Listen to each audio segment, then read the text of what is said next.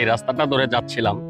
রাস্তার পাশে বড় বড় দুইটা কড়াই গাছ, আর এই কড়াই গাছের ছায়া তলে বসে এই রৌদ্রের মধ্যে যে হিমেল বাতাসটা উপভোগ করতেছি, অসাধারণ ভালো লাগতেছে।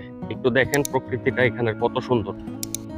এটা হচ্ছে আজকের দিনের আকাশ, আর এইরকম হিমেল বাতাস বইতেছে চারপাশে। আকাশের সৌন্দর্যটা দেখুন, এক কথায় অসাধারণ সৌন্দর্য। সূর্য একদম ভর তাপ দিচ্ছে।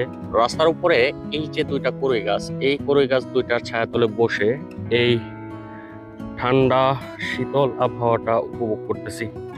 এখানে বসার জন্য সুন্দর করে একটা মাচা তৈরি করা আছে। ইচ্ছে ছিল এই মাচাটার মধ্যে বসে 1-2 ঘন্টা একদম নীরবে যাতে পার করে দেওয়া যায়, একদম নীরব সুন্দর স্তব্ধ একটা জায়গা। আর যে বাতাস আসতেছে একদম শরীরটা ঠান্ডা করে দিছে। এই রাস্তাটা বলখেলা বাজার থেকে নলগাঁও যাওয়ার যে রাস্তাটা আছে, এই রাস্তাটা সরাসরি নলগাঁও বাজার হয়ে পাগলার বান হয়ে গাজীপুরের দিকে চলে গেছে। এই রাস্তাটার কাজ রিসেন্টলি চলতেছে। মোটামুটি গুরুত্বপূর্ণ একটা রাস্তা এটা।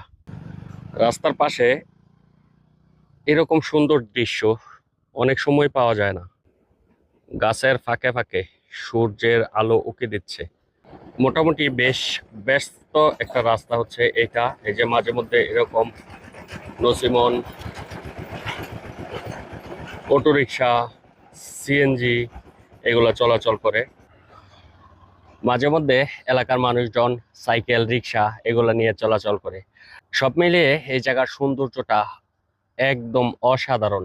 এখানে বসে বিকেল কিংবা সন্ধ্যার পরে 1 থেকে 2 ঘন্টা সময় পার করতে পারলে সত্যি অসাধারণ লাগবে।